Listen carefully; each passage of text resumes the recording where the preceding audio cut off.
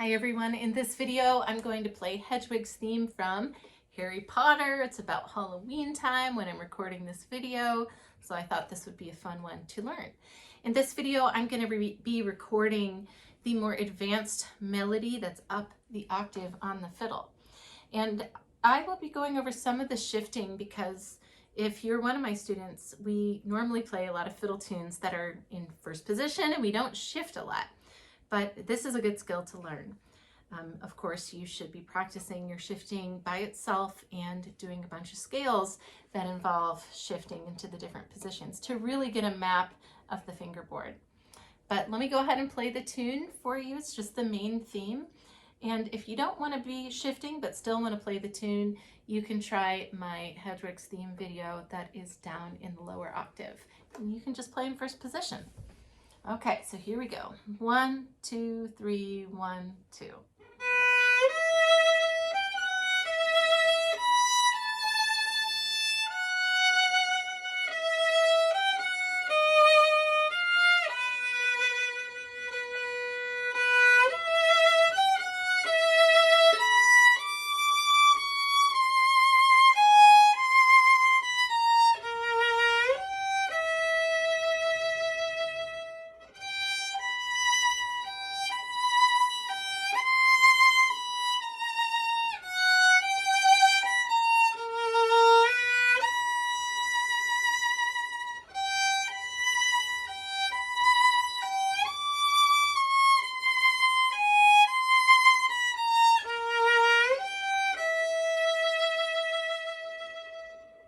Okay, so let me give you some tips on how to do all that shifting. The first big shift you have is into third position. So your index finger always decides what position you're in. So if you put it where it normally goes, down here by the nut, first position. If you put it where your second finger goes, second position. Then third finger goes, that's third position, and then fourth position, and then fifth. Of course, you don't have an extra finger here for fifth, but any position that's higher is just the next note pretty much in the scale. And you can get all the way up here where you can play multiple positions at the same time, but we're not doing that in this video. So the big shift, you're putting your index finger where your third finger normally goes. So when you're shifting, you always want some sort of connection here with the fingerboard. You never just want to lift your fingers up and plop them down. And even if you're using fret tapes and you can see where that note is supposed to go, but you want to slide up on one finger and then I plop my second finger down because that's the note I'm actually supposed to play. So in slow motion, so you heard my slide on my first finger. And I do that a lot quicker. You still heard the slide, but it's more of an effect and not like this big bluegrass or old time fiddle slide. It's just portamento. And then we stay in third position. You'll notice you don't have to stretch your fourth finger as far as you do down here, which is great for short pinky people like me. So you can just think it's a lot closer. That G's a lot closer there. And then third finger is a half step away. So as you get closer to the bridge, your notes get closer together. Okay, so the intervals feel a lot smaller. They're not equidistant at all points of your fiddle. Maybe it'd be nice if it was that way. Maybe a little bit easier. So I've got third finger, second finger, and then I roll it across or lift in between the bow changes. So let's do that whole little bit from the beginning. 1, 2.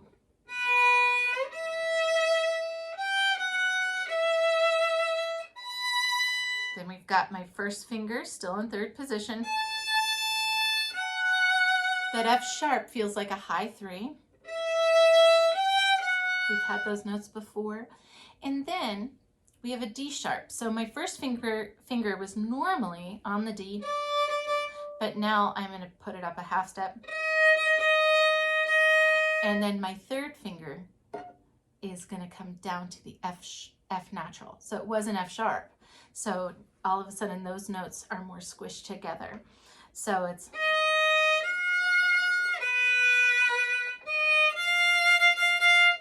there, it is in tune.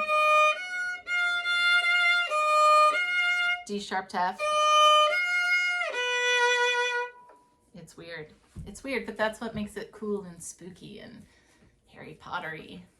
Okay, so let's try from the beginning, getting all those notes. 1, 2, 3, 1, 2.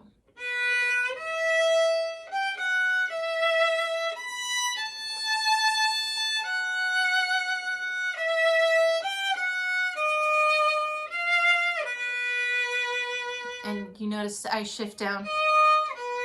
I'm shifting really from a D sharp. I just played an F, but I've got my finger always down on my, to help anchor me into the position. So when you're up in a position, you want to leave things down so you know where you're at in that position, especially when you're way up high.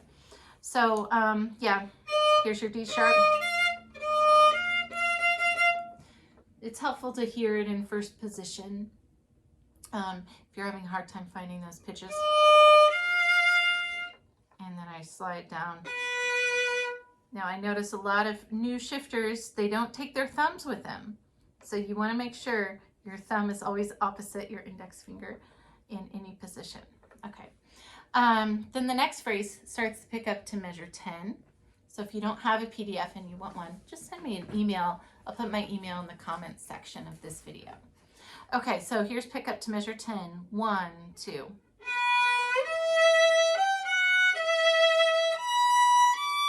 There's our fourth finger.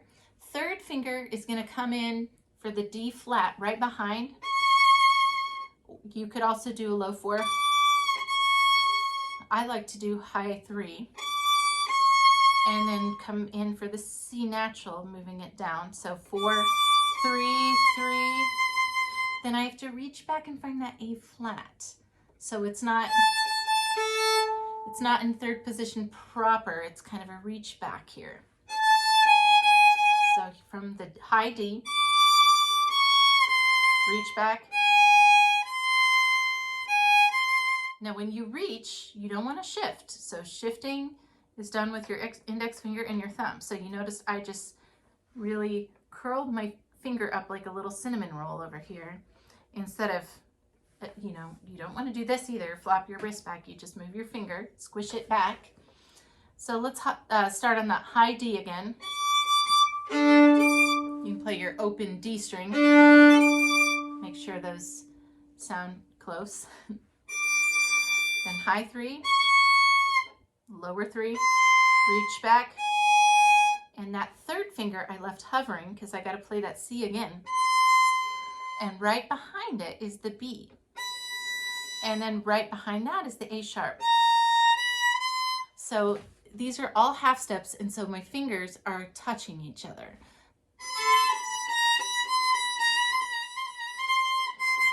So they're nice and close. I love playing half steps when you're up in position because you can use your fingers as a guide. You just put them together. That's literally what I'm doing. Now I know everybody's fingers are a little bit different in terms of how big they are, but you figure out what works for you, and then that's what works for you. And you can find how close those fingers are supposed to be together. If you have big fingers, you know, Isak Perlman has big fingers, and a lot of times he can't get them close enough when he's here, and so he has to replace his fingers because they can't all squish together. So, I mean, you have to make adjustments with whatever hand you have. So let's start on the high D. Reach back. And then do a shift down. You can stay in first or shift to fourth finger on the A. The next section, let's see, this is the pickup to measure 18. So 1, 2.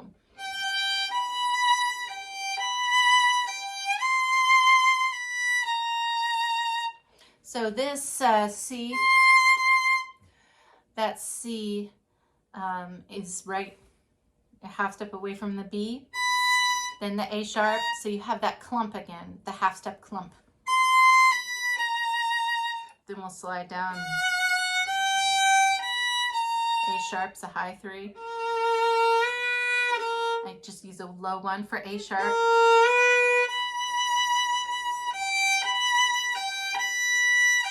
Here's at the high D. So I use my second finger as a guide, finding third position. So second finger goes where my fourth position normally goes, because remember, positions are defined by your index finger.